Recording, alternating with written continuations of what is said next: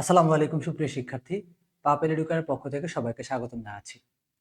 আজকের ক্লাসে আমরা দেখব আমাদের ডিপ্লোমা ভর্তি প্রস্তুতি বা ডিপ্লোমা ভর্তি পরীক্ষার জন্য আমাদের যে বাংলা বিষয়টা রয়েছে এখান থেকে গুরুত্বপূর্ণ কিছু এমসিকিউ এবং সেগুলার বেসিক সহ কিন্তু আমরা আলোচনা করব। আমরা প্রথমত যে বিষয়টা দেখব সেটা হলো আমাদের যে বাংলা প্রথম অংশটা আছে। আমরা আজকে বাংলা প্রথম থেকে 3টা গল্প অর্থাৎ গদ্য এবং আমাদের যে বাংলা ব্যাকরণ অংশ আছে সেই বাংলা ব্যাকরণ অংশের প্রথম 2টা টপিক নিয়ে আমরা আলোচনা করব। ধারাবাহিকভাবে আমাদের এই বাংলার সিলেবাস ভিত্তিক পরবর্তী টপিকগুলোর ক্লাস কিন্তু আমরা নিব। ঠিক আছে, তো আজকের আমাদের এই ক্লাসটার প্রথম যে অংশটা সেটা হচ্ছে বাংলা প্রথম থেকে সিলেবাস ভিত্তিক গদ্যের মধ্যে প্রথম যে গল্পটা বা যে গদ্যটা রয়েছে সেটা হচ্ছে রবীন্দ্রনাথ ঠাকুরের সুভা নামে যে গল্পটা রয়েছে সেটা। তো আমরা যদি দেখি এখানে আমাদের যারা বই তোমরা হাতে পাইছো তারা কিন্তু এই বিষয়গুলো তোমরা বইয়ের মধ্যে ইতিমধ্যে কি পেয়ে গেছো। কেমন? তো ওই বই থেকেই বা আমাদের যে গুরুত্বপূর্ণ বিষয়গুলো আছে সেগুলো নিয়েই কিন্তু আমরা তোমাদেরকে ক্লাস করাবো বা ক্লাস নিব। তো দেখো এখানে কি আমাদের যে প্রথম গল্পটা সেটা কি শোভা। তো এই বিষয়গুলো তোমরা বাংলা যে বিশেষ করে যে গল্পের বা যে কবিতার অংশগুলো আছে এগুলো নিজেরা পড়ে উপলব্ধি করার মতো এবং নিজেরা পড়ে মনে রাখার মতো বিষয়। আমি শুধু তোমাদের বা আমাদের যে বইটা দেওয়া হয়েছে সেখানে কিন্তু গুরুত্বপূর্ণ বা ইম্পর্টেন্ট টপিক গুলো উল্লেখ করা হয়েছে। এই বিষয়গুলো নিজেদের পড়তে হয়। আর আমাদের যে বাংলা ব্যাকরণ অংশটা আছে সেখানে আমাদের যে টপিক ওয়াইজ পড়াশোনাগুলো রয়েছে সেখানে বুঝাই দেওয়ার মতো কিছু কিছু বিষয় রয়েছে যেগুলোর বেসিক আমাদেরকে একটু বুঝতে হবে। তো সেই জিনিসগুলো আমরা আলোচনা করব। তার আগে আমরা এই বাংলা প্রথমের যে অংশটা আছে সেটা নিয়ে আলোচনা করি। দেখো আমাদের এই যে গল্পটা রয়েছে সেটা লেখককে রবীন্দ্রনাথ ঠাকুর। তো এখানে ব্র্যাকেটে তার জন্ম এবং মৃত্যুর সালটা শুধুমাত্র কি করা আছে, উল্লেখ করা আছে। এরপর এখান থেকে দেখতে পারবা তোমরা গল্পের যে উৎসটা রয়েছে সেটা দেওয়া আছে। এই যে শুভা গল্পটা নেওয়া হয়েছে রবীন্দ্রনাথ ঠাকুরের গল্পগুচ্ছ থেকে। ঠিক আছে, এই উৎসটা তোমরা মনে রাখবা। তারপর এখান থেকে যদি আমরা মূল ভাব, এখান থেকে পুরো গল্পটা তোমরা তোমাদের সিলেবাস বা তোমাদের যে এসএসসি যে বিশেষ করে ভোকেশনাল থেকে যারা আছো বা জেনারেল থেকে যে যায় যেখান থেকে হয়ে থাকো না এখন আমরা কিন্তু এটা পড়েছি। ওকে, তো এখান থেকে এই গল্পের যে মূল অংশটা বা মূল ভাবটা সেটা কিন্তু এক লাইনে এখানে উল্লেখ করা হয়েছে। সেটা কি যে বাক প্রতিবন্ধী কিশোরী শুভার প্রতি। এখানে কি আমাদের গল্পের মেইন বা প্রধান চরিত্র কে? এখানে গল্পের মেইন চরিত্র কি শুভা। একটা মজার ব্যাপার হলো কি আমাদের এই গল্পের প্রধান চরিত্রের নামটা কি? আমাদের এই গল্পের প্রধান চরিত্রের নাম কিন্তু সুভাষিনী। সুভাষিনী পুরো নামটা কি ছিল? সুভাষিনী। সুভাষিনী অর্থ কি? যে সুন্দর ভাষায় সুন্দরভাবে কথা বলতে পারে। সাধারণত আমরা তাকে সুভাষিনী হিসেবে কি করে থাকি, উল্লেখ করে থাকি বা কমপ্লিমেন্ট দিয়ে থাকি। কিন্তু এখানে শুভা কিন্তু বাক প্রতিবন্ধী একজন কিশোরী, সে কিন্তু কথা বলতে পারে না। ঠিক আছে, তো এই জন্য আমাদের এই যে সুভাষিনী থেকে যে নামটা এটাকে শর্ট করে তার বাবা মা সুভাষিনী থেকে কি করছে, শুভা হিসেবে ডাকছে। অর্থাৎ যখন বোঝা গেছে যে শুভা মূলত কি করতে পারে না, কথা বলতে পারে না তখন থেকে। তাহলে এখানে কিন্তু একটা গুরুত্বপূর্ণ টপিক এটা যে আমাদের শুভা অর্থাৎ গল্পের শুভার পুরো নাম কি, এটার একটা এমসিকিউ প্রশ্ন হতে পারে না? হতে পারে। তো এই বিষয়টা তোমরা মনে রাখবা। এরপর আমরা এখান থেকে যদি দেখি আমাদের গল্পের মূল ভাবটা যে বাক প্রতিবন্ধী কিশোরী শুভার প্রতি লেখকের মমত্ববোধ এবং সমাজের অবহেলাকে তুলে ধরা হয়েছে মূলত এই গল্পটাতে। আমরা যারা গল্পটা পড়েছি তারা এই কাহিনীটা বা এই মূল ভাবটা সম্পর্কে কিন্তু অবগত। তারপর এখানে যদি দেখি যে শুভা গল্পটি মূলত একজন বাক প্রতিবন্ধী মেয়ের, অর্থাৎ এইখান থেকে আমাদের পুরো গল্পের উপর একটা কি তোমার যাতে করে গল্পের যে আসলে এই গল্প, অনেকে এরকম আছো যে এই গল্পটা যারা পড়ছো অনেকের এরকম হতে পারে যে মনে নাই, অর্থাৎ এখান থেকে অনেকগুলো গল্প তোমরা পড়ছো, যে যে গল্পগুলা কোন গল্পটার টপিক কি ছিল এটা তোমাদের ভুলে যাওয়াটা স্বাভাবিক বা মনে রাখাটা কষ্টকর হতে পারে। তো সেই ক্ষেত্রে তোমরা যখন এই জিনিসটা দেখবা তখন কিন্তু বুঝতে পারবা যে আসলে কোন জিনিসটা তুমি পড়ছিলা, তখন কিন্তু তোমার মাথায় চলে আসবে এটা। তো এই এই অনুযায়ী আমাদের এই যে বইয়ের অংশটা মূলত সেভাবে সাজানো। তো এই শুভা এই জিনিসটা আমরা একটু দেখলাম। এরপর আমরা পরবর্তী আমাদের যে দেখে আমাদের পরবর্তী অংশটা কি আছে। আমাদের পরবর্তী যে গল্পটা রয়েছে বা গদ্যটা রয়েছে সেটা বই পড়া, যেটা কি প্রমোদ চৌধুরীর লেখা বই পড়া গল্প। এবং এইখান থেকে বিশেষ একটা টপিক বা বিশেষ একটা অংশ তোমাদের জন্য আমি পড়তে বলবো, সেটা এই যে উৎসটা। ঠিক আছে, আমি আগের রবীন্দ্রনাথ ঠাকুরের যে উৎসটা দেওয়া ছিল সুভা, সেটা আমি অতটা গুরুত্ব দিয়ে বলিনি। তবে এখান থেকে দেখো আমাদের যে বই পড়া গল্পের যে উৎসটা দেওয়া আছে, প্রমোদ চৌধুরীর যে প্রবন্ধগুলো রয়েছে সেখান থেকে বীরবলের হালখাতা নামে একটা প্রবন্ধ বা বীরবলের যে হালখাতা একটা গ্রন্থ রয়েছে, সেখান থেকে এই কি বই পড়া গল্পটাকে কি করা হয়েছে, সংগ্রহ করা হয়েছে। ঠিক আছে, এই জিনিসটা তোমরা মনে রাখবা, এটা হচ্ছে ইম্পর্টেন্ট একটা টপিক এমসিকিউ পরীক্ষার জন্য। ঠিক আছে, এখন আসো আমরা এই যে বই পড়া যে গল্পটা সেটাও আমরা সবাই পড়ছি। ঠিক আছে, তো এখান থেকে মূলত কি বলা হয়েছিল যে জ্ঞান অর্জনের জন্য বই পড়ার যে গুরুত্বটা, সেই গুরুত্বটাকে কি করা হয়েছিল, তুলে ধরা হয়েছিল, বা মানসিক বিকাশের জন্য যে বই পড়ার বিকল্প বা মানসিক বিকাশের জন্য আমাদের কি করতে হবে, অবশ্যই বই পড়তে হবে, এই ধরনের বিষয়গুলো নিয়ে বা এই বইয়ের গুরুত্ব সম্পর্কে কিন্তু আমাদের কি করা হয়েছিল, এই গল্পটাতে মূলত হচ্ছে কি আলোচনা করা হয়েছিল। ঠিক আছে, তো আমরা এখান থেকে যদি দেখি আমাদের এই গল্প থেকে কোন ধরনের এমসিকিউ প্রশ্নগুলা পরীক্ষায় হতে পারে বা কোন ধরনের এমসিকিউ গুলা পরীক্ষায় আসে, সেগুলা নিয়ে কিন্তু আমরা আলোচনা করব। আচ্ছা, আমরা ক্যামেরাটা একটু ঠিক করে নিচ্ছি। তাহলে এখান থেকে যদি আমরা দেখি আমাদের হচ্ছে দুইটা গল্প নিয়ে আমাদের আলোচনা হয়ে গেছে। আলোচনা বলতে আমি শুধু তোমাদেরকে একটু মনে করিয়ে দিচ্ছিলাম আর কি। তো এখান থেকে আমাদের পরবর্তী যে 3 নাম্বার এখানে গল্পটা রয়েছে, সেটা হচ্ছে উপেক্ষিত শক্তির উদ্বোধন। তো এটা হচ্ছে আমাদের বিদ্রোহী কবি কাজী নজরুল ইসলামের একটি প্রবন্ধ, যেখানে হচ্ছে আমাদের যে উৎসটা, এখান থেকে এই যে উপেক্ষিত শক্তির উদ্বোধন গল্পটাকে নেওয়া হয়েছে কি যুগবাণী প্রবন্ধ থেকে হচ্ছে, গ্রন্থ থেকে হচ্ছে এই উপেক্ষিত শক্তির উদ্বোধন নামের প্রবন্ধটাকে কি করেছে বা এই গল্পটাকে কি করা হয়েছে, সংকলিত করা হয়েছে বা সংগ্রহ করা হয়েছে। এবং এখানে হচ্ছে মূলত কি আলোচনা করা হয়েছে, এখানে আলোচনা করা হয়েছে যে সমাজের অবহেলিত ও নিম্ন শ্রেণীর মানুষের অন্তর্নিহিত শক্তির জাগরণ এবং তাদের প্রতি সমাজের দায়িত্ব।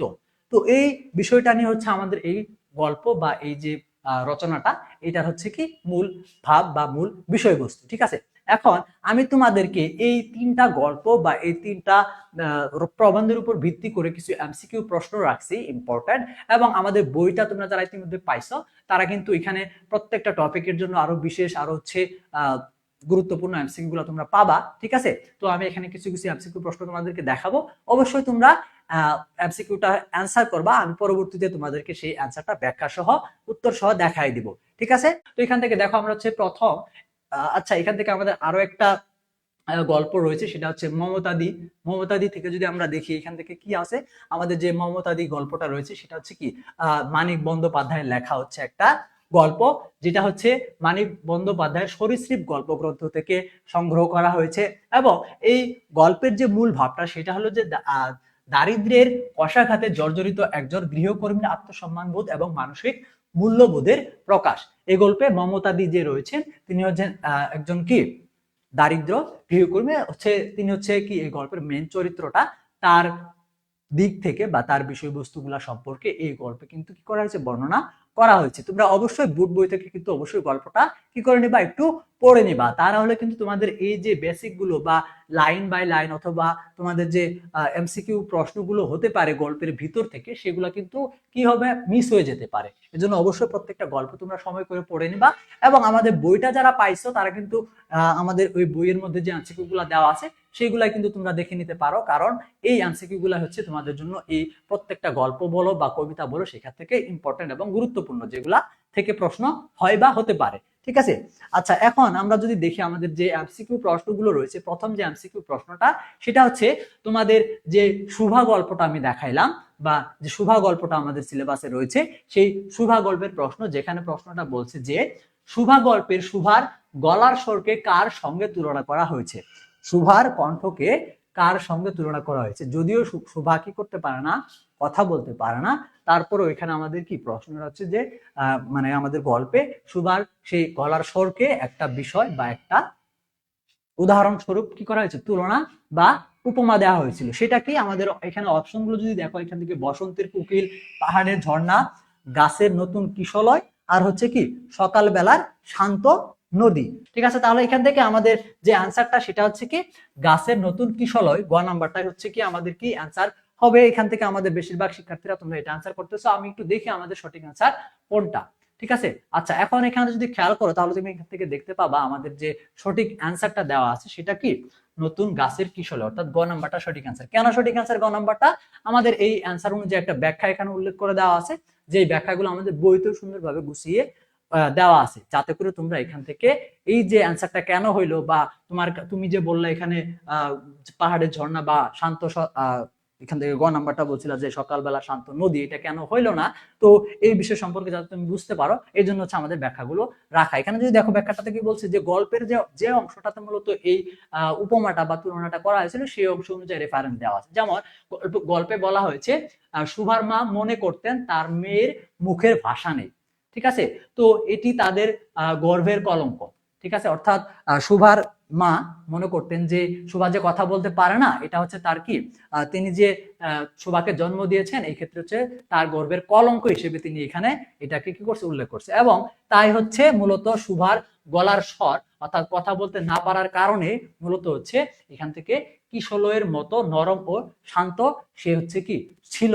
এই জন্য হচ্ছে মূলত আমাদের এই যে এখান থেকে যে রেফারেন্সটা, এই রেফারেন্সের ভিত্তিতে মূলত হচ্ছে কি সুভার এই যে গলার স্বরটা বা এই যে কণ্ঠর স্বরটা, এটাকে হচ্ছে কি গাছের নতুন কিশলয়ের সাথে এখানে কিন্তু কি করা হয়েছিল, উপমা দেওয়া হয়েছিল।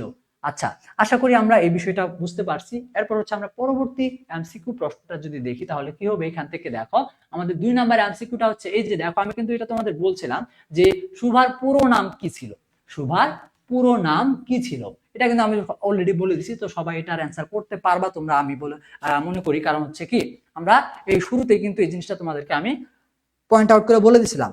আচ্ছা, এখন দেখো হচ্ছে কি তাহলে আমাদের সুভাষিনীটা কেন, এটা কিন্তু আমরা ব্যাখ্যা করে দিছিলাম অলরেডি। যেমন হচ্ছে কি যে সুভার প্রকৃত নাম ছিল হচ্ছে কি সুভাষিনী, কিন্তু সে কথা বলতে পারতো না বলে তার বাবা মা তাকে হচ্ছে সুভা বলে ডাকতো, ঠিক আছে। আচ্ছা, এখন আসো আমরা যদি পরের যে আমাদের টপিকটা রয়েছে, যে প্রশ্নটা রয়েছে সেটা হচ্ছে কি প্রমোদ চৌধুরীর যে বই পড়া গল্পটা বা প্রবন্ধটা সেখান থেকে নেওয়া। যেমন হচ্ছে কি বই পড়া প্রবন্ধটি প্রমোদ চৌধুরীর কোন গ্রন্থের অন্তর্ভুক্ত, এটা কিন্তু আমরা কি করছিলাম, আমরা যখন ওই যে এই এরকম ভাবে যে আমাদের শুরুতে যে আমরা আলোচনা করলাম বেসিক একটু হচ্ছে কি ছোট ছোট কিছু বিষয় আলোচনা করলাম এই গল্পগুলোর ক্ষেত্রে, তখন কিন্তু আমরা এই জিনিসটা কি করছিলাম, দেখেছিলাম।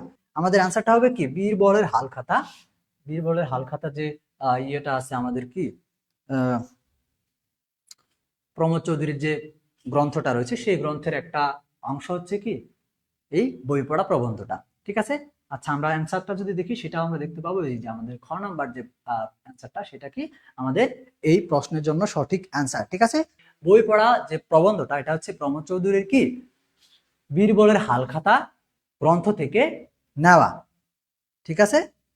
আচ্ছা, এখন আসো আমাদের পরবর্তী এমসিকিউটাতে চলে যাই আমরা, ঠিক আছে। আমাদের পরবর্তী এমসিকিউটা উপেক্ষিত শক্তির উদ্বোধন থেকে হওয়ার কথা। আচ্ছা, এখান থেকে আমাদের এই বই পড়া থেকে আরো একটা রয়েছে, সেটা হচ্ছে প্রমোদ চৌধুরী কত বছর বয়সে লাইব্রেরিকে মানুষের কলেজ বলে অভিহিত করেছেন, ঠিক আছে। এখানে যে একটা বিষয় উল্লেখ করা হয়েছিল যে লাইব্রেরিটা হচ্ছে কি, লাইব্রেরিটা হচ্ছে মানুষের কলেজ, এরকম একটা উক্তি বা এরকম একটা কথা এই প্রবন্ধেতে বা এই গল্পের মধ্যে কি করা হয়েছিল, উল্লেখ করা হয়েছিল। তো সেটার একটা কি বয়স বলা হয়েছিল, একটা বয়স উল্লেখ করে দেওয়া হয়েছিল, তো এই বয়সটা কত উল্লেখ করা হয়েছিল সেটা হচ্ছে আমাদের প্রশ্ন। এখানে আমাদের এমসিকিউ এর মধ্যে হচ্ছে কি 16 দেওয়া রয়েছে, 25, 35 এবং হচ্ছে কি 45। যে অ্যান্সারটা দেওয়া আছে এটা হচ্ছে কি আমাদের যে ক নাম্বার অ্যান্সারটা সেটা হচ্ছে কি 16 বা 16 বছর। তো এখান থেকে হচ্ছে 16 বছর বয়সে হচ্ছে লাইব্রেরিটাকে মানুষের কি কলেজ বলে কি করা হয়েছে, অভিহিত করা হয়েছে। তো এখান থেকে আমাদের অ্যান্সারটা কি হবে, 16 বছর হবে। ওকে, আচ্ছা, তো এরপর আসো আমরা যদি দেখি পরবর্তী প্রশ্নটা, বা এখানে যদি আমরা ব্যাখ্যাটা দেখি, ব্যাখ্যার মধ্যে কি উল্লেখ করা আছে যে প্রাবন্ধিক, প্রাবন্ধিক বলতে এখানে প্রমোদ চৌধুরীর কথা বলা হয়েছে। তো প্রাবন্ধিক, আমি যখন কলেজে পড়ি তখন লাইব্রেরিকে মানুষের কলেজ বলা হতো, অর্থাৎ তিনি 16 বছর বয়সে লাইব্রেরিকে কি মানুষের কলেজ বলে অভিহিত করেছেন। এখানে হচ্ছে যে বইয়ের মধ্যে যে লাইনটা রয়েছে সেটা হচ্ছে এরকম যে আমি যখন কলেজে পড়ি তখন লাইব্রেরিকে মানুষের কলেজ বলা হতো। তো প্রমোদ চৌধুরী হচ্ছে কত বছর বয়সে কলেজে ছিলেন, তো সেই জিনিসটা তুমি একটু রেফারেন্স করো, সেই অনুযায়ী কিন্তু তোমাকে কি করতে হবে, এই প্রশ্নের অ্যান্সারটা ধরতে হবে বা এই প্রশ্নের অ্যান্সারটা কিন্তু বুঝতে হবে। এখন দেখো আমাদের পরবর্তী যে প্রশ্নটা রয়েছে সেটা হচ্ছে উপেক্ষিত শক্তির উদ্বোধন। এখান থেকে যদি আমরা দেখি যে উপেক্ষিত শক্তির উদ্বোধন প্রবন্ধটি কাজী নজরুল ইসলামের কোন গ্রন্থের অন্তর্ভুক্ত, আমরা কিন্তু এটাও শুরুতে আমরা দেখেছিলাম যখন আমরা উপেক্ষিত শক্তির উদ্বোধন নিয়ে আলোচনা করছিলাম।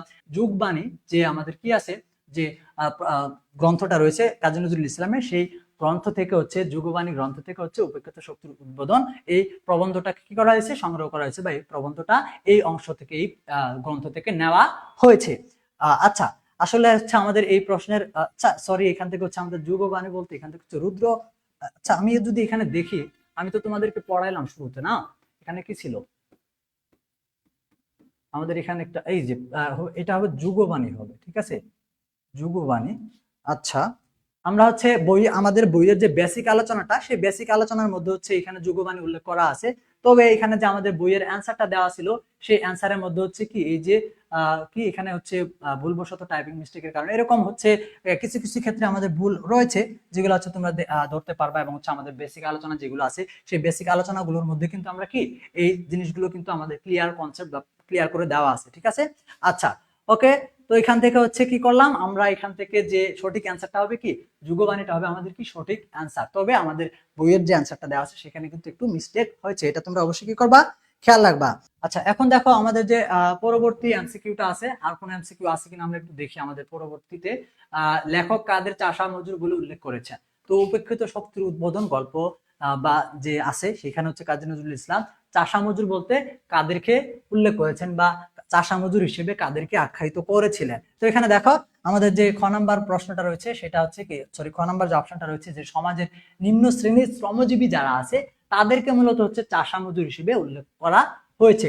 তো এখানে আমাদের যে চাষা এবং মজুর বলতে, যে চাষা, এখানে চাষা বলতে শুধুমাত্র কৃষক দেরকে বোঝানো হচ্ছে তা না। তো এখান থেকে চাষা মজুর এই দুইটা শব্দ দ্বারা হচ্ছে কি নিম্ন শ্রেণীর পেশাজীবী মানুষ যারা রয়েছেন, শ্রমজীবী মানুষ যারা রয়েছেন, তাদেরকে কিন্তু কি করা হয়েছে, সামগ্রিকভাবে উল্লেখ করা হয়েছে এই গল্প বা রচনাটাতে বা প্রবন্ধটাতে, ঠিক আছে। সেক্ষেত্রে আমাদের সঠিক অপশন কোনটা, খ নাম্বারটা চাও কি আমাদের সঠিক অপশনটা। ওকে, তো এখান থেকে আমাদের কি, আমাদের সঠিক অপশনটা কোনটা, সমাজের নিম্ন শ্রেণী শ্রমজীবী মানুষ। আমরা যদি ব্যাখ্যাটা দেখি, আমাদের গল্পের রেফারেন্সে কি ব্যাখ্যাটা দেওয়া আছে, যে প্রবন্ধে চাষা মজুর বলতে লেখক সমাজের যে সেই বৃহৎ অংশকে বুঝিয়েছেন যারা যুগ যুগ ধরে অবহেলিত, শ্রমজীবী এবং হচ্ছে কি সমাজে নিম্ন শ্রেণীর বলে কি হয়, বিবেচিত হয়, তাদেরকে হচ্ছে চাষা মজুর হিসেবে কি করা হয়েছে, উল্লেখ করা হয়েছে, বা তিনি এখানে তাদেরকে এই শব্দটা দ্বারা বুঝাইছেন।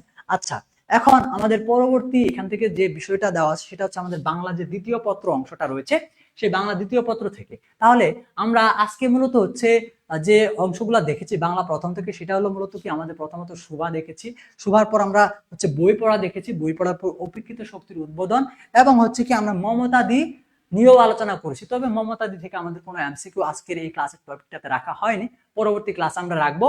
এবং আমরা হচ্ছে এই পর্যায়ে, ক্লাসের এই পর্যায়ে আমাদের যে বাংলা দ্বিতীয় পত্রটা রয়েছে সেইখান থেকে হচ্ছে আমরা বাংলা দ্বিতীয় পত্রের দুইটা টপিক নিয়ে আলোচনা করব, যেটা হচ্ছে একটি আমাদের খুবই বেসিক টপিক।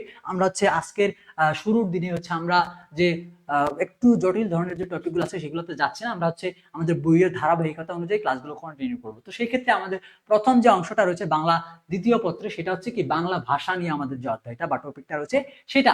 তো এখান থেকে প্রথম বিষয়টা দাঁড়াবে হচ্ছে বাংলা ভাষার উৎস এবং ক্রমবিকাশ। তো এখান থেকে বাংলা ভাষার যে উদ্ভব হয়েছে সেটা কোথায় থেকে, প্রাচীন ভারতীয় আর্য ভাষা থেকে। তাহলে বাংলা ভাষার প্রাচীন উৎস কোনটা, প্রাচীন উৎস কোনটা, আমাদের যদি প্রশ্ন হয় যে বাংলা ভাষার প্রাচীন উৎস কোনটি, সেটা হচ্ছে কি প্রাচীন ভারতীয় আর্য ভাষা থেকে হচ্ছে, বা আর্য ভাষাটা হচ্ছে কি বাংলা ভাষার প্রাচীন উৎস, বা প্রাচীন এই আর্য ভাষা থেকে বাংলা ভাষার উদ্ভব হয়েছে, যা বৈদিক ভাষা ও সংস্কৃতের মধ্য দিয়ে বিবর্তিত হয়েছে। খ্রিস্টপূর্ব 500 অব্দের দিকে, এখানে একটা সাল দেওয়া আছে, খ্রিস্টপূর্ব 500 অব্দের দিকে প্রাচীন ভারতীয় আর্য ভাষা থেকে প্রাকৃত, এই যে দেখো পরবর্তীতে কি প্রাচীন আর্য ভাষা থেকে কি এই যে আর্য ভাষা থেকে হচ্ছে প্রাকৃত ভাষার জন্ম হয়েছে, এবং এই প্রাকৃত ভাষার পূর্বাঞ্চলীয় একটা রূপ, এবং যা মাগধী প্রাকৃত নামে পরিচিত। তাহলে এখান থেকে কয়টা বিষয় দাঁড়াইলো, এখান থেকে মূল যে বিষয়টা বা মূল যে অংশটা সেটা হচ্ছে কোথায় থেকে, আর্য ভাষা থেকে। আর্য ভাষা থেকে কি আসছে, আর্য ভাষা থেকে আমাদের এখান থেকে হচ্ছে প্রাকৃত ভাষা আসছে, এবং এই প্রাকৃত ভাষার একটা পূর্বাঞ্চলীয় রূপ রয়েছিল, যেটা নাম ছিল হচ্ছে কি মাগধী প্রাকৃত।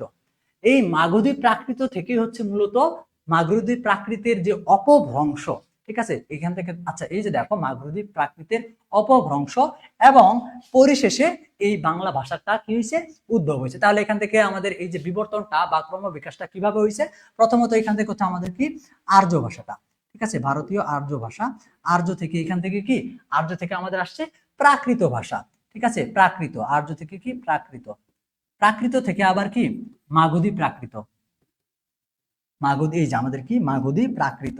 তো এখান থেকে মাগধী প্রাকৃত থেকে আবার কি মাগধী প্রাকৃতের যে অপভ্রংশটা, সেই অপভ্রংশ থেকে হচ্ছে আমাদের কি এই বাংলা ভাষার উদ্ভব বা উৎপত্তি। তাহলে আমাদের যদি প্রশ্ন হয়, এমসিকিউ প্রশ্ন হয়, তাহলে এখান থেকে আমাদের কখন কোন অ্যান্সারটা দিব সেই বিষয়টা কিন্তু আমাদেরকে বুঝতে হবে। তো আমাদের যদি বলে যে বাংলা ভাষার প্রাচীন উৎস কি, বাংলা ভাষার উদ্ভব কোথায় থেকে বা প্রাচীন উৎস কি, এভাবে যদি উল্লেখ থাকে, সেক্ষেত্রে আমাদের যে আর্য ভাষাটা রয়েছে, প্রাচীন ভারতীয়, অর্থাৎ যে আর্য ভাষার কথাটা এখানে রয়েছে সেটা আমরা দিব আর্য ভাষা। আর এরপর আমাদের যদি প্রশ্ন হয় যে আমাদের এই বাংলা ভাষাটা কোন ভাষার অংশ, আমরা হচ্ছে এমসিকিউ নিয়ে আলোচনা করার ক্ষেত্রে বিষয়গুলো পাবো। তো সেই ক্ষেত্রে আমাদের যে মেইন অ্যান্সারটা আসবে সেটা হচ্ছে মাগধী অপভ্রংশ, সেটা আসবে। তারপর এখান থেকে আমাদের হচ্ছে আবার এই মাগধী প্রাকৃত অপভ্রংশটা কোথা থেকে আসছে, মাগধী প্রাকৃত থেকে কিন্তু আমাদের অংশটা আসছে। আচ্ছা, এই হচ্ছে আমাদের মূলত এই বাংলা ভাষার যে উৎস বা ক্রম বিকাশটা, সেটা নিয়ে একটা আলোচনা। এরপর আমরা যদি আমাদের পরবর্তী বিষয়টা দেখি, বাংলা ভাষার যে বিভিন্ন স্তর, সেই স্তরগুলা সম্পর্কিত আলোচনা যদি দেখি, সেটা হচ্ছে কি, তাহলে দেখো আমাদের কি আমরা কি করছিলাম, আমরা হচ্ছে এখান থেকে যদি আবার একটু দেখি, আমাদের যে মূলত আমরা এই বাংলা ভাষার যে উৎস বা ক্রমবিকাশ সেটা নিয়ে একটু আলোচনা করতেছিলাম। যেখানে আমরা বলছিলাম যে এখান থেকে আমাদের যে এই বাংলা ভাষার যে প্রাচীন উৎস সেটা হচ্ছে কি আর্য, প্রাচীন ভারতীয় আর্য ভাষা। সেইখান থেকে এই আর্য ভাষা থেকে আবার কি প্রাকৃত ভাষা, এবং প্রাকৃত ভাষার একটা পূর্বাঞ্চলীয় রূপ রয়েছিল যেটা হচ্ছে মাগধী প্রাকৃত নামে পরিচিত। এবং এই মাগধী প্রাকৃতের অপভ্রংশ থেকে হচ্ছে এই আমাদের বাংলা ভাষাটার উৎপত্তি হয়েছে। ঠিক আছে, তো এখান থেকে একটা বিষয় উল্লেখ করা আছে যে বাংলা ভাষার যে উৎপত্তির সালটা, সেক্ষেত্রে হচ্ছে পণ্ডিতদের মতে বাংলা ভাষার জন্ম হচ্ছে আনুমানিক 900 থেকে 1000 খ্রিস্টাব্দের মধ্যে, এই সময়টুকুর মধ্যে হচ্ছে বাংলা ভাষার উৎপত্তি বলে ধরা হয় আর কি। ঠিক আছে, আচ্ছা, তো এখন আসো আমাদের পরবর্তী যে বিষয়টা রয়েছে সেটা হচ্ছে আমাদের এই যে বাংলা ভাষার যে বিভিন্ন স্তর রয়েছে, সেই বাংলা ভাষার বিভিন্ন স্তরগুলো নিয়ে আলোচনা করা হয়েছে। হ্যাঁ, ওকে, এখন দেখো আমাদের হচ্ছে কি এই বাংলা ভাষার বিভিন্ন স্তরের মধ্যে যে আমাদের তিনটা স্তর মূলত আলোচনা করা হয়, একটা হচ্ছে কি প্রাচীন যুগ, মধ্যযুগ এবং হচ্ছে কি আধুনিক যুগ। তো এই অংশগুলো থেকে আমাদের যে বিষয়টা মনে রাখতে হবে সেটা হচ্ছে এই যে সালগুলো উল্লেখ করা আছে, সেই সালগুলো দিয়ে আমাদের হচ্ছে এই যুগগুলাকে কি করতে হবে, মনে রাখতে হবে। কারণ এই বিষয়গুলো থেকে কিন্তু আমাদের এই ভাষার উপর ভিত্তি করে যদি এমসিকিউ প্রশ্ন হয় পরীক্ষায়, সেই ক্ষেত্রে এই একটা টপিক থেকে কিন্তু অবশ্যই আমাদের কি হবে, প্রশ্ন হবে, যদি এই টপিক থেকে প্রশ্ন পড়ে। তো এখান থেকে যদি আমরা একটু দেখি যে এই আমাদের প্রাচীন যুগের ক্ষেত্রে কি আছে, যে এই যুগের একমাত্র নিদর্শন হলো চর্যাপদ। আমরা প্রত্যেকটা যুগের জন্য আমাদের যে বাংলা ভাষার স্তরগুলো রয়েছে, তিনটা যুগ রয়েছে, প্রত্যেকটা যুগের জন্য এরকম কিছু, প্রত্যেকটার জন্য অন্তত পক্ষে একটা করে হলেও উদাহরণ মনে রাখার চেষ্টা করব। তো এইখান থেকে একাধিক উদাহরণ থাকতে পারে, সেক্ষেত্রে তুমি কোন উদাহরণটা একটু ভালোভাবে মনে রাখবা, যেটা দিয়ে অপশন আকারে প্রশ্ন হতে পারে, সেটা আমি বলে দিচ্ছি। তো এখান থেকে প্রথমত প্রাচীন যে নিদর্শনটা, বাংলা ভাষার যে প্রাচীন নিদর্শন, সেটা একটাই, চর্যাপদ। তো এখান থেকে হচ্ছে আমরা এই একটাই মনে রাখবো, এবং আশা করি এটা আমরা সবাই পারিও বা জানাও আছে আমাদের। তারপর দ্বিতীয় যে আমাদের যুগটা রয়েছে, দ্বিতীয় স্তরটা মধ্যযুগ, সেটা হচ্ছে কি 1200 থেকে 1800 খ্রিস্টাব্দের ক্ষেত্রে উল্লেখ করা হয়। এবং এই যুগে কি কি রয়েছে দেখো তো, এখানে হচ্ছে মঙ্গল কাব্য, বৈষ্ণব পদাবলী, এই বিষয়গুলা বা এই হচ্ছে সাহিত্যগুলো হচ্ছে রচিত হয়েছিল, যেগুলা হচ্ছে মূলত হচ্ছে অনুবাদ করা। তারপরে ওইখান থেকে আমরা এখান থেকে দুইটা রয়েছে, দুইটা মনে রাখবো। তবে আমাদের বেশিরভাগ ক্ষেত্রে যে বৈষ্ণব পদাবলী, এই টপিকটা বা এই যে ইয়েটা আছে, আমাদের অপশনটা রয়েছে, এটা দিয়ে হচ্ছে আমাদের এমসিকিউ বা হচ্ছে কি প্রশ্ন হয়ে থাকে। বিশেষ করে হচ্ছে আমাদের যে জেনারেলের যে যারা হচ্ছে এমসিকিউ পরীক্ষা দিয়েছে, বোর্ড পরীক্ষা অথবা বিভিন্ন প্রতিযোগিতামূলক পরীক্ষার ক্ষেত্রে, বা আমাদের এই যে বাংলা ব্যাকরণ, যে ক্লাস 9-এর যে বাংলা ব্যাকরণ বইটা, এটাকে কি বলা হয় জানো, এটা হচ্ছে বাংলা ব্যাকরণের সংবিধান হিসেবে কিন্তু আমরা বলে থাকি। কেন বলে থাকি, কারণ আমাদের বাংলা ব্যাকরণ ভিত্তিক চাকরি পরীক্ষা বলো বা বিশ্ববিদ্যালয় ভর্তি পরীক্ষা বলো, কলেজ ভর্তি পরীক্ষা বলো, যেটাই বলো, সকল ক্ষেত্রে বাংলা ব্যাকরণটা আমাদের এই ক্লাস 9-এর যে ব্যাকরণ বইটা রয়েছে এর উপর ভিত্তি করেই হয়। অর্থাৎ এই ক্লাস 9-এর ব্যাকরণ বইটার মধ্যে বাংলা ব্যাকরণের সকল বিষয়বস্তু খুব সুন্দরভাবে আলোচনা করা আছে, যেগুলো হচ্ছে কি বড় শ্রেণীর বই বা আপার লেভেলের বইও এরকম ভাবে বিশদ থাকলে এরকম হচ্ছে কি সহজ এবং গুরুত্বপূর্ণ ভাবে আলোচনা করা নাই। সেই জন্য বাংলা ব্যাকরণ যে ক্লাস নবম এবং দশম শ্রেণীর বইটা রয়েছে, সেটাকে বাংলা ব্যাকরণের সংবিধান বলা হয়ে থাকে বা বলে থাকি আমরা হচ্ছে। ঠিক আছে, আচ্ছা, এরপর দেখো আমাদের যে 3 নাম্বার যুগটা রয়েছে সেটা হচ্ছে কি আধুনিক যুগ, এবং এই যুগের যে সময়সীমাটা সেটা হচ্ছে 1800 খ্রিস্টাব্দ থেকে বর্তমান পর্যন্ত, 18 খ্রিস্টাব্দ থেকে হচ্ছে বর্তমান পর্যন্ত, অর্থাৎ 19বিংশ শতাব্দী থেকে বর্তমান সময় পর্যন্ত। তো এখান থেকে হচ্ছে ফোর্ট উইলিয়াম কলেজের প্রতিষ্ঠা এবং হচ্ছে কি ঈশ্বরচন্দ্র বিদ্যাসাগর, বঙ্কিমচন্দ্র চট্টোপাধ্যায়, রবীন্দ্রনাথ ঠাকুর প্রমুখের হাত ধরে এই আধুনিক বাংলার গদ্য এবং হচ্ছে কি সাহিত্যের বিকাশ ঘটে। তাহলে দেখো এই অনুযায়ী কিন্তু আমাদের একটা এমসিকিউ প্রশ্ন হয় যে এই আধুনিক বাংলা গদ্য এবং সাহিত্যের বিকাশ ঘটে কোন শতাব্দীতে, এরকম একটা প্রশ্ন, কোন শতাব্দীতে আধুনিক বাংলা গদ্য এবং সাহিত্যের বিকাশ ঘটে। তো এই প্রশ্নটা যদি হয় আমরা পারবো কিনা, অবশ্যই পারবো। এখান থেকে আমাদের সালটা উল্লেখ করা আছে কি 1800 থেকে বর্তমান, অর্থাৎ এখান থেকে আমাদের 19বিংশ শতাব্দী থেকে কিন্তু কি এই আধুনিক যে গদ্য এবং হচ্ছে কি সাহিত্যের বিকাশটা সেটা কিন্তু শুরু হয়েছে। তো এখান থেকে দেখো আমরা হচ্ছে কি পরবর্তী যে টপিকটা রয়েছে সেটা হলো কি আমাদের বাংলা ভাষার বৈশিষ্ট্য। এখান থেকে দেখো মূলত প্রধান 3টা বৈশিষ্ট্য নিয়ে এখানে উল্লেখ করা আছে। তো আমরা যদি দেখি প্রথম তো এখান থেকে আমাদের 3টা বৈশিষ্ট্য মূলত আলোচনা করা হচ্ছে, সেটা হচ্ছে কি স্বরান্ত ভাষা, আরেকটা হচ্ছে কি বিভক্তিমূলক ভাষা, আরেকটা বৈশিষ্ট্য বলা হয়েছে সেটা হচ্ছে কর্মবাচ্যের প্রাধান্য। তো এখান থেকে যে টপিক গুলো দেওয়া আছে সেই টপিক অনুযায়ী তোমাদের এখান থেকে বাংলা প্রতিটি শব্দের স্বরধ্বনিতে শেষ হতে চায়, অর্থাৎ তুমি যখন কথা বলবা তখন দেখবা যে আমাদের যে স্বরবর্ণগুলা রয়েছে সেই স্বরবর্ণের উচ্চারণটা কিন্তু আমাদের প্রত্যেকটা কথার বা প্রত্যেকটা অক্ষরের শেষে চলে আসে। তুমি যদি ক উচ্চারণ করো, খ উচ্চারণ করো, গ উচ্চারণ করো, ব্যঞ্জন বর্ণগুলো যেগুলো উচ্চারণ করো সেখান থেকে কিন্তু আমাদের কি এরকম ভাবে এই যে আমাদের স্বরবর্ণগুলা কিন্তু চলে আসে। এই যে আমাদের কি এই যে ধর্মটা বা এই যে বৈশিষ্ট্যটা এটাকে বলা হচ্ছে কি স্বরান্ত, স্বরান্ত ধর্ম, অর্থাৎ স্বর, অর্থাৎ শেষে স্বর হিসেবে উচ্চারিত, স্বরবর্ণ হিসেবে উচ্চারিত হতে চায়, এটাকে হচ্ছে কি স্বরান্ত ভাষা বলা হয় এই বৈশিষ্ট্যটার কারণে। এরপর হচ্ছে বিভক্তিমূলক ভাষা, যেখানে পদ গঠনের ক্ষেত্রে বিভক্তির ব্যবহার দেখা যায়। ঠিক আছে, আমরা এই যে কারক বিভক্তি আমাদের যে টপিকটা আছে সেখানে আমরা আরো বিস্তারিত বিশ্লেষণ এখান থেকে পাবো। তবে এখান থেকে একটু বলি, আমরা যখন কি করব কোনো একটা নির্দিষ্ট শব্দকে বা পদকে যখন বাক্যে বসাবো তখন সেই বাক্যের সাথে আমরা কি বিভিন্ন রকমের বিভক্তি যুক্ত করে সেটাকে অ্যাপ্রোপ্রিয়েট করি। তো এই যে বিশেষ ধর্মটা, এই জন্য এই ভাষাটাকে বিভক্তিমূলক ভাষা বলা হয়ে থাকে। তারপর হচ্ছে কর্মবাচ্যের প্রাধান্য, এখান থেকে ক্রিয়ার ক্ষেত্রে কর্মবাচ্যের ব্যবহার বেশি দেখা যায়, এবং এখান থেকে দীর্ঘ সমাসবদ্ধ পদের ব্যবহার আরেকটা আমাদের 4র্থ নাম্বার একটা বিশেষ একটা কি আছে বৈশিষ্ট্য রয়েছে, যেটা হচ্ছে বাংলায় দীর্ঘ সমাসবদ্ধ পদের ব্যবহার বেশি দেখা যায়। ঠিক আছে, অর্থাৎ সমাসবদ্ধ যে শব্দগুলো রয়েছে সেই শব্দগুলো। তো এই টপিকগুলো সমাসবদ্ধ সমাস, তারপর হচ্ছে আমাদের কি বিভক্তি, ঠিক আছে, এই বিষয়বস্তুগুলা নিয়ে কিন্তু আমাদের বিস্তারিত আলোচনা আমাদের কি পরবর্তী যে টপিকগুলো রয়েছে সেগুলোতে কিন্তু আমাদের আসবে। আপাতত ক্ষেত্রে আমাদের যে বৈশিষ্ট্যগুলা সেই বৈশিষ্ট্যগুলোর জন্য আমরা এই জিনিসগুলা দেখে নিলাম। আচ্ছা, এখন দেখো আমাদের পরবর্তীতে কি দেওয়া আছে, যে বাংলা ভাষার যে শব্দ ভান্ডারটা, সেই শব্দ ভান্ডার সম্পর্কে একটা টপিক বা শব্দ ভান্ডারটা উল্লেখ করা আছে, যেখানে বলা হয়েছে যে বাংলা শব্দ ভান্ডার প্রধানত তৎসম, তদ্ভব, অর্ধতৎসম, দেশি বিদেশি শব্দ নিয়ে হচ্ছে কি গঠিত। এই যে বিভিন্ন ভাষার শব্দ, বিভিন্ন উৎস থেকে যে শব্দগুলো আছে সেই শব্দগুলার সমন্বয় বা সেই শব্দগুলার সংগ্রহই হচ্ছে কি বাংলা ভাষার শব্দ ভান্ডার। ঠিক আছে, তাহলে এখান থেকে মূল মূল শব্দগুলো কি কি, প্রধানত হচ্ছে কি তৎসম, তৎসম মানে হচ্ছে কি সরাসরি সংস্কৃত থেকে যেগুলো আসছে সেগুলা, তদ্ভব এখান থেকে হচ্ছে সংস্কৃতের একটু পরিবর্তিত রূপ, সেটা হচ্ছে তদ্ভব এখান থেকে। তারপর হচ্ছে কি আমাদের অর্ধতৎসমের ক্ষেত্রে বিষয়টা এরকম। তো এখান থেকে হচ্ছে দেশি শব্দ, আর হচ্ছে কি কিছু কিছু বিদেশি শব্দ, যেটাকে আমরা হচ্ছে পারিভাষিক শব্দ, পারিভাষিক শব্দ এবং বিদেশি শব্দের মধ্যে তফাৎ রয়েছে। তো বিদেশি শব্দগুলো আছে যেগুলো আমরা সরাসরি কি বিদেশি ওয়ার্ডটাই ব্যবহার করি, যেমন হচ্ছে কি ধরো হচ্ছে চেয়ার, টেবিল, এগুলা।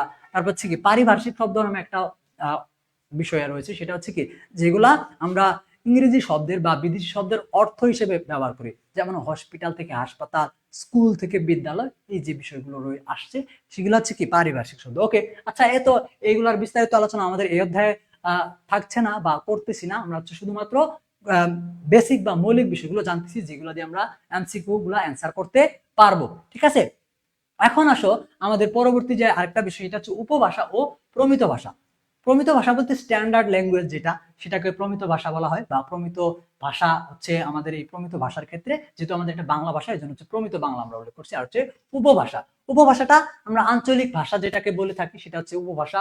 আর স্ট্যান্ডার্ড বা হচ্ছে আমরা বইয়ের ভাষা বলতে পারো, বা আমরা শুদ্ধভাবে যে কথাটা বলি সেটা হচ্ছে কি প্রমিত বাংলা বা স্ট্যান্ডার্ড বাংলা সেটা। তো বাংলা ভাষার বিভিন্ন আঞ্চলিক রূপ রয়েছে যা হচ্ছে উপভাষা নামে পরিচিত, এবং বাংলাদেশের বেশিরভাগ মানুষ ও পশ্চিমবঙ্গের যে ভাষার কথা বলে তা হচ্ছে প্রমিত বাংলা ভাষা হিসেবে স্বীকৃত। ঠিক আছে, তো পশ্চিম বাংলা বলতে এখানে হচ্ছে ভারতের যে পশ্চিমবঙ্গটা রয়েছে, বিশেষ কলকাতা যেটাকে আমরা বলে থাকি, তো এই অঞ্চলটাকে হচ্ছে কি বলা হয়েছে, এই অঞ্চল সহ আমরা বাংলাদেশের বেশিরভাগ মানুষ যে ভাষায় কথা বলে থাকি শুদ্ধ ভাষায়, সেটাকে হচ্ছে প্রমিত ভাষা হিসেবে কি করা হয়েছে, উল্লেখ করা হয়েছে। তো এখান থেকে আমরা এই প্রমিত ভাষা এবং উপভাষাটা জানলাম। এরপর আমাদের যে বিষয়টা রয়েছে সেটা হচ্ছে কি বাংলা ভাষার গুরুত্ব। তো এটি বাঙালির মাতৃভাষা ও জাতিসত্তার পরিচয়, কারণ এই বাংলা ভাষার কিন্তু একটা বিশেষ বা আমাদের এই ভাষার কিন্তু একটা বিশেষ ইতিহাস রয়েছে, যেটা আমরা অবশ্যই সবাই জানি।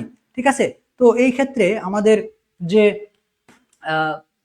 এখান থেকে যে বিশেষ গুরুত্বটা সেটা কি কি, তো প্রথমত হচ্ছে 1952 সালে আমাদের এই ভাষার জন্য আমাদের যে বীর যোদ্ধারা, ভাষা শহীদ যাদেরকে আমরা বলে থাকি, ঠিক আছে, তো তাদের কল্যাণে বা তাদের আত্মত্যাগের বিনিময়ে কিন্তু আমরা ওই সময়টাতে এই বাংলা ভাষাটার মর্যাদা রক্ষা করতে পেরেছিলাম, বা তাদের জন্য কিন্তু আমাদের বাংলা ভাষাটা তখন স্বীকৃতি পেয়েছিল রাষ্ট্রভাষা হিসেবে। তো এই হচ্ছে একটা ইতিহাস। এরপর এর এর ভিত্তিতে পরবর্তীতে এসে 1999 সালের 21শে ফেব্রুয়ারিতে, এই 1999 সাল থেকে কি করা হয়েছে, 21শে ফেব্রুয়ারিটাকে আন্তর্জাতিক মাতৃভাষা দিবস হিসেবে স্বীকৃতি দেওয়া হয়েছে। ঠিক আছে, এটা হচ্ছে 1999 সালের 17ই নভেম্বর, তাই না, 17ই নভেম্বর হচ্ছে মূলত এই স্বীকৃতিটা দেওয়া হয়েছে। এবং যেহেতু 17ই নভেম্বর এবং হচ্ছে কি আমাদের 21শে ফেব্রুয়ারিটা হচ্ছে কি চলে গেছিল, এই 17 নভেম্বরের আগে চলে গেছে না, তো সেই ক্ষেত্রে আমাদের যদি প্রশ্ন হয় বা এখান থেকে যদি এরকম হয় যে কত সাল থেকে আন্তর্জাতিকভাবে 21শে ফেব্রুয়ারিকে আন্তর্জাতিক মাতৃভাষা দিবস হিসেবে স্বীকৃতি মানে পালন করা হয় বহির্বিশ্ব থেকে বা আন্তর্জাতিকভাবে, এখানে এই 21শে ফেব্রুয়ারিকে ইন্টারন্যাশনাল ল্যাঙ্গুয়েজ ডে হিসেবে কি করা হয়, পালন করা হয় কত সাল থেকে, সেই ক্ষেত্রে কিন্তু আমাদের অ্যান্সারটা হবে কি 2000 সাল। কি হবে 2000 সাল, কারণ আমাদের 1999 17 নভেম্বর যদিও স্বীকৃতি পাইছে, বাট এই যে কিটা এই যে আমাদের কি মানে যে পালনটা, অর্থাৎ এখান থেকে যে 21শে ফেব্রুয়ারিকে যে সারা বিশ্বে যখন কি করা হয়েছে এই আন্তর্জাতিক মাতৃভাষা দিবস হিসেবে পালন করা হয়েছে, সেটা কত সাল, অবশ্যই 2000 সাল থেকে, তাই তো। আচ্ছা, সেক্ষেত্রে আমাদের অ্যান্সারটা কিন্তু 2000 সাল হবে। আমাদের প্রশ্ন রয়েছে সেখানে আমরা আলোচনা করতেছি। তারপর আমাদের এখান থেকে এই সংক্ষিপ্ত আলোচনাটা হচ্ছে কি আমাদের বাংলা ভাষার যে উৎপত্তিগত বলো বা বিকাশ, এই বিষয় বৈশিষ্ট্যগুলো সম্পর্কে আমরা কিছু একটা আইডিয়া পাইছি। আচ্ছা, তো এখন আমরা হচ্ছে এই সম্পর্কিত অর্থাৎ যে বেসিক গুলো দেখলাম, এই বেসিক গুলোর উপর ভিত্তি করে আমরা কিছু কিছু এমসিকিউ প্রশ্ন যেগুলো পাবো সেগুলা কি, তো এখান থেকে প্রথমত হচ্ছে কি বাংলা ভাষার উদ্ভব হয়েছে কোন ভাষা থেকে। ঠিক আছে, তো এখান থেকে বাংলা ভাষার উদ্ভবটা কোন ভাষা থেকে হয়েছে, এখানে কিন্তু প্রাচীন প্রাচীন উৎস কি এরকম কিছু কিন্তু উল্লেখ করা হয় না, শুধু বলছে যে বাংলা ভাষার উদ্ভবটা কোন ভাষা থেকে হয়েছে। আমরা কিন্তু পড়লাম যে প্রাচীন যে উৎসটা ছিল সেটা হচ্ছে কি আর্য প্রাচীন ভারতীয় প্রাচীন আর্য ভাষা, সেটা আর্য ভাষা থেকে আবার কি যে প্রাকৃত ভাষা, ওই প্রাকৃত ভাষা থেকে মাগধী ভাষাটা থেকে, মাগধী প্রাকৃত থেকে কিন্তু কি হয়েছে বাংলা ভাষাটার উদ্ভব হয়েছে। সেই ক্ষেত্রে আমাদের অ্যান্সারটা কি হবে, মাগধী প্রাকৃতের যে অপভ্রংশ, মাগধী প্রাকৃতের অপভ্রংশ থেকে আমাদের যে অপশনটা রয়েছে সেটা কিন্তু অ্যান্সার হবে। আচ্ছা, এখন আমরা যদি ব্যাখ্যা দেখি, আমাদের ব্যাখ্যা দেওয়া আছে কিনা, না এখানে ব্যাখ্যা দেওয়া নেই, কারণ কিন্তু আমরা অলরেডি বেসিক নিয়ে আলোচনা করে ফেলছি, সেখান থেকে কিন্তু আমরা এই জিনিসটা পাইছি। এখন দেখো দ্বিতীয় যে আমাদের এমসিকিউটা রয়েছে সেটা হচ্ছে যে বাংলা ভাষার আদি নিদর্শন কোনটা। আমরা এখান থেকে আদি বলতে প্রাচীন, আমরা এখান থেকে কয়টা যুগ পাইছিলাম, প্রাচীন যুগ, মধ্যযুগ এবং হচ্ছে কি আধুনিক যুগ।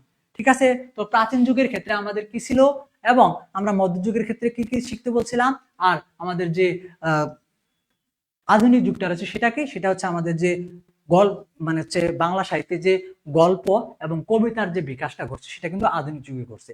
তো আমাদের প্রশ্ন হচ্ছে আদি নিদর্শন কোনটা, তো এটা সবাই পারবা, এটা নিয়ে আমরা অলরেডি আলোচনা করে ফেলছি। ঠিক আছে, আমাদের যুগ কয়টা, প্রাচীন, মধ্য, আধুনিক, এই তিনটা না, আধুনিক, ওকে, এই তিনটা যুগ আমাদের ছিল। তো প্রাচীনে যে আমরা উদাহরণটা পাইছিলাম সেটা ছিল কি, আমাদের প্রাচীনের উদাহরণ ছিল হচ্ছে চর্যাপদ। চর্যাপদ, তোমরা হচ্ছে যারা খ নম্বরটা অ্যান্সার করছো তাদের অ্যান্সারটা সঠিক হয়েছে। এবং আমাদের যে এইখান থেকে যে মধ্যযুগটা ছিল সেটা হচ্ছে কি, আমাদের মধ্যযুগের ক্ষেত্রে বৈষ্ণব পদাবলীটা আমাদের অপশন হিসেবে দেওয়া ছিল, বৈষ্ণব পদাবলী। ঠিক আছে, বৈষ্ণব পদাবলীটা আমাদের এই মধ্যযুগের উদাহরণের ক্ষেত্রে দেওয়া ছিল। তারপর আধুনিক যুগের ক্ষেত্রে আধুনিক যে আমাদের গল্প কবিতা যেগুলো আছে আমরা বর্তমান সময়ে পড়তেছি, সেই বিষয়গুলো থেকে যদি যে কোনো একটা আমাদের দেওয়া থাকে সেই ক্ষেত্রে আমাদের কি হবে, ওই অপশনটা আমাদের জন্য হবে। এরপর দেখো আমাদের কি তাহলে এখান থেকে সঠিক অ্যান্সারটা কি ছিল, চর্যাপদ। এরপর আসো আমাদের যে অর্থাৎ এখান থেকে যে 3 নাম্বার এমসিকিউটা রয়েছে সেটা হচ্ছে বাংলা সাহিত্যে আধুনিক যুগের সূচনা হয় কত শতকে। আমি কিন্তু তোমাকে ওই যে বললাম আধুনিক যুগের ক্ষেত্রে যে সালটা দেওয়া ছিল সেই সালের ক্ষেত্রে কিন্তু আমি বিশেষ প্রশ্নটা কিন্তু আমি কি করছিলাম, উল্লেখ করছিলাম যে সালটা কি ছিল 1800 থেকে বর্তমান, 1800 থেকে কি বর্তমান। তো এখান থেকে তোমাদের কি হবে তাহলে, বর্তমান। তাহলে এখান থেকে আমাদের কি বলছে, সাল হচ্ছে 1800 থেকে বর্তমান।